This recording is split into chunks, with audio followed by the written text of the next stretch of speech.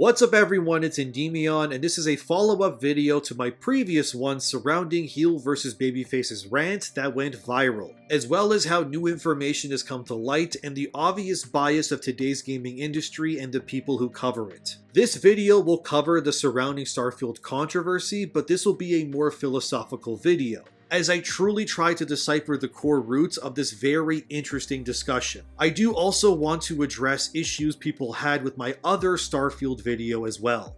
As for footage, I'm just gonna play dope looking video games in the background. I'm tired of trying to mediate and play nice. It's time to say it how it is, so let's get started. Firstly, I noticed a lot of people in my previous video taking parts of what I said as being me defending the use of pronouns, but that wasn't my intention. I simply tried to convey that there is a middle ground to every conflict, whether it's moral or otherwise. And that if this push for more options to customize yourself within a game means allowing they/them pronouns, then it's a worthwhile trade. But I also stated that's where my support for this kind of thing also ends, as I wouldn't personally be okay with a game having hundreds of pronoun variation options. And I personally see the inclusion of they/them being adequate enough to cover the myriad of made-up nonsense pronoun definitions that have all sprouted out of the internet like weeds at this point. This is not me defending woke identity politics, but it was me trying to bring level-headed commentary to a situation where everyone is screaming without really knowing the context or why to begin with. So I would like to fully present my stance on the push for woke identity politics.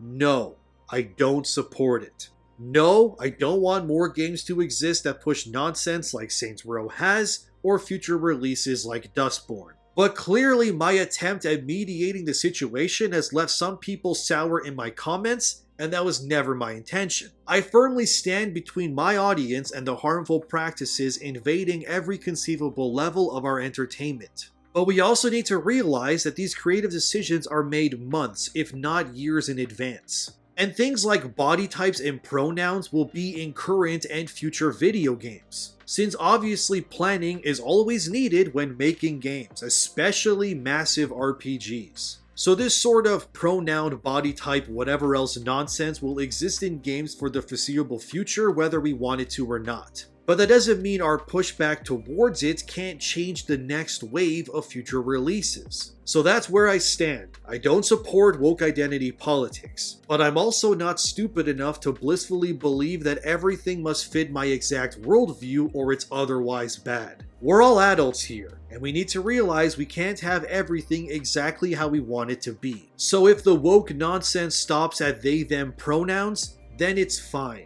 But I'm also culturally aware enough to know that when you give weirdos an inch, they'll take the whole damn property if they can. One person said this very well, which is Sargon. Let's look at this article from Bounding Into Comics titled "Sargon of Akkad explains why gamers such as Heelvsbabyface are rightfully angry with Starfield," and I quote, "It's not really about the pronouns. Pronouns are just a symptom of the pervasive, corrupting force of social justice continuing to humiliate white men for the crime of being white men. It's everywhere in the real world, and now it's in his escapism, which he paid good money for. Why should he not be angry? The entire philosophy is built on a series of lies and requires us all to commit to its lies or face punishment. We are supposed to clap for men and women's sports, approve of diversity hires who put people's lives at risk, and believe the media when they tell us white men are the most dangerous groups in our countries. The agenda is not incidentally aimed against white men. It is openly prejudiced and explicitly targets and demonizes them every single day from the most powerful pulpits in our societies. An evil will has infused itself across our civilization, and it demands we recognize it as good. Every day in every way we are lied to by people who know we know they are lying. And yet they feign outrage and turn us into pariahs if we speak up and say that they're lying. It's unbearable, and they expect us to pay for the privilege. That's why Heelvsbabyface is angry, and I don't blame him," end quote. I think Sargon puts it very well here, and clearly, like I've stated, I may have been too lenient with my stance in my previous video. He's right that the current status quo of our society does push society to accept blatant lies as truth. And then those who question those lies are publicly shamed by others that also know what they believe is lies too. But the sad part about humanity as a whole is that most people's fears include being ostracized from society. They crave validation and following the herd even if what's being said isn't something they agree with. They'll pretend they do to ensure they're not treated as outcasts. A very good example of this would be the whole pandemic era we all unfortunately lived through. You'd have to be stupid to not realize a lot of the narratives were false. But what saddens me about that era of society is how so many people just followed what was being pushed or said because they feared being shamed. This is unfortunately the truth of our society, especially these days. I guarantee you that there's definitely people at Bethesda who secretly also think the Starfield inclusion of pronouns is also nonsense. But of course they don't say it publicly or they'll likely be fired and blacklisted. So from that perspective, I totally understand why Heelvsbabyface's opinion has gone so nuclear. Because he's saying the quiet part out loud. And I also do find it saddening to see YouTubers dunking on him because of his opinions without really understanding the context behind it. I tried to give a surface level take before, but now, forget it. I'm going Super Saiyan, and I'll just let my nuts hang at this point. This isn't about pronouns really, it's about the shifting of goalposts and the bastardization of every facet of entertainment. It's why so much media has been completely reversed in the last 10 years and then some. There's tons of women in power, men only exist as bad guys, and massive pushes to always include as much diversity and inclusion as humanly possible. It's tiring, it's pathetic, and ultimately it's ruining our escapism, and I think that's what Heels truly meant when he said what he said. He's right that you can't look anywhere in entertainment these days without being, as he puts it, current day. Whether it's purposely making women uglier in video games to eliminate the male gaze or having literal dev tools created to use algorithms to decide whether a character is diverse enough and hits all the necessary woke inclusion points like in Overwatch. And there's another comment I keep seeing in my videos all the time, which is, define what woke is, what is woke, and so on. I've answered this before, but I'll keep it brief. Woke is a blanket term for many things. But at its core, it's a new form of religion that replaces and mutates all the core fundamental building blocks of our society. But it's more than that. It's also a language virus that's used carefully through designed social constructs that's implemented into society to target individuals even in institutions like kindergarten classrooms. It's designed from the ground up to purposely warp the societal structure of our world and create a new status quo that replaces core values once thought traditional, like raising a family, getting married, thinking there's only two genders, and instead forcing society to believe there's multiple genders, marriage is terrible, don't fall in love, and don't have kids because the world is apparently overpopulated. While it's pushed by people in positions of power with multiple children themselves, who tell common folk to stop driving cars and reduce their carbon emissions, while those same people in power fly on private jets that create more carbon emissions than you will in a lifetime. It's a social contagion that spreads across every facet of your life, and it's designed to ensure that you are loveless, genderless, own nothing, and are forced to believe that you'll be happy if you submit to these things. Woke is a cancer. It's the looming shadow that smartly uses social peer pressure to ensure if you question it, you're taken out in every way imaginable. Financially, socially, everything. That's what the woke agenda is. It's not just some QAnon conspiracy. It's not just angry white men in their rooms raging or something exclusively hated by Republicans or conservatives if you're Canadian. It is something that is coming for everything, and if we just lay down and let it wash over us, it will become the new social norm.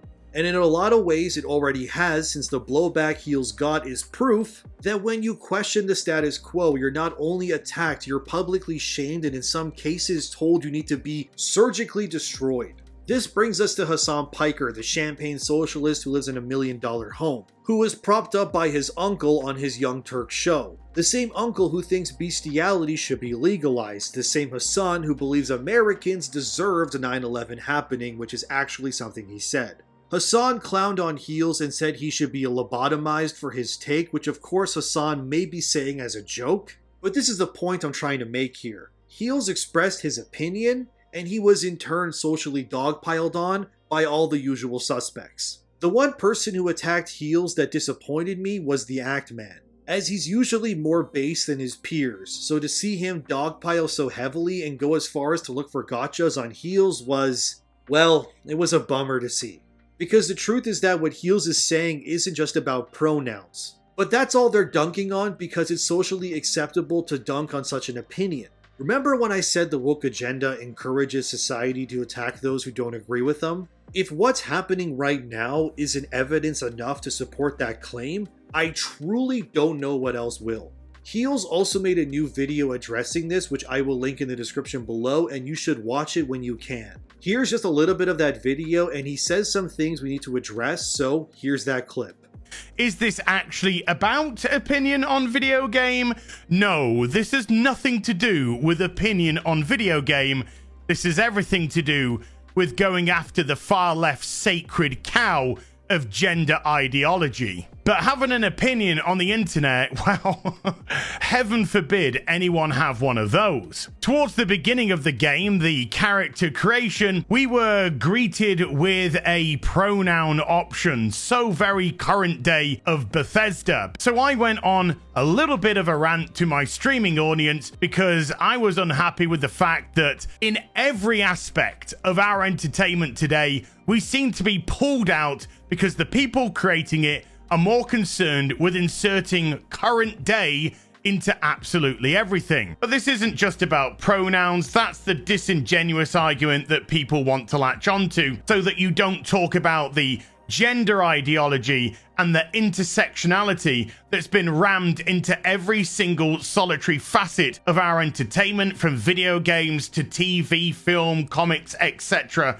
etc. What Heels says here is right in my opinion. Bowing down to it and letting it wash over will only result in more of it happening. It's the classic give an inch, take a mile in full effect. His complaint about pronouns also doesn't seem to connect to what a lot of the naysayers are saying as well. What I think anyway that Heels is trying to get across here is that pronouns existing in a game that you can choose is nonsense to begin with. Now why is that, you're wondering? What Heels suggests is normally you choose male or female, and by definition of your chosen sex, your pronouns were then baked into your experience based on your sex. So flashback 10 or more years ago to even Mass Effect, for example. If you chose male Commander Shepard, you were he/him. There was no option for pronouns because logic dictated that if you chose male, then you are he/him. There would be no need to choose because it's pointless. So ultimately, what I think a lot of these reactors like Hassan, Actman, unfortunately, and more are missing, is that the inclusion of pronouns in your character select screen confirms that due to current day sensibilities, things like sex, gender, pronouns, identity, whatever else, is no longer simple and easy to understand. You can't just choose male Commander Shepard and that's it. If Mass Effect were made today, you would likely be given the option of body types instead of genders, because game companies don't want to step on toes and get ire from websites. But instead of male or female Shepard just normally being he or she, they would then go, oh, you're not male, you're body type 1, are your pronouns he or she?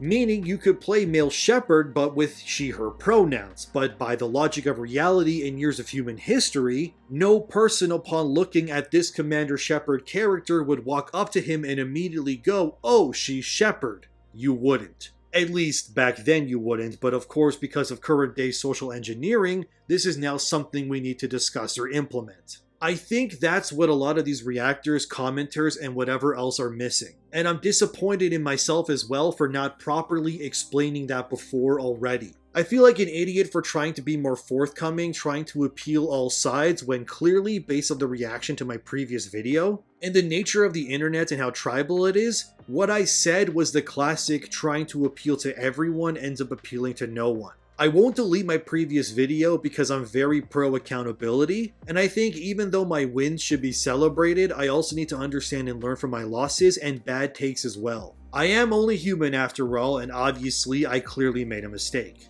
But I think at the heart of this, we need to ask ourselves if this is a path we all want to truly go down. Are we human beings no longer unique according to one another? Is me as a 30-year-old man no longer considered male, but instead I should just be relegated to body type 1 or 3? It's gotten to the point where women are not allowed to be called women, but birthing persons. Society as a whole is getting so lost in the constant, never-ending struggle of woke identity politics that words that were once definitive have now lost all meaning. And I think the further down we go with this path, the worse it's gonna get. Do I think Starfield should remove the they-them pronouns? Whatever. I don't care about that at this point. But I think what Heel said is right, and I hope this video properly cements my stance in this ongoing culture war. Because if we don't, the amount of Saints Rows, Dustborns, and God knows what else will keep coming, because companies are far more interested in ESG score than entertaining you these days. And that really sucks because it's called escapism for a reason. And what's the point if we can't leave for a while and instead just be greeted with more nonsense all the time constantly? We need to embrace the actual reality around us and stop this nonsensical accepting of manufactured talking points and shifting of goalposts. I already know my takes have people who hate me. Trust me, I've looked myself up on Reddit and they do not like me one bit. But if someone needs to be attacked and ridiculed for standing up for common sense, then I stand with the others who are against this nonsense. So thank you for watching, let me know what you think as always, and I apologize for being too soft in the previous video. Like this to help the channel out, keep your mind clear, and always ask questions, and I will see you in the next one.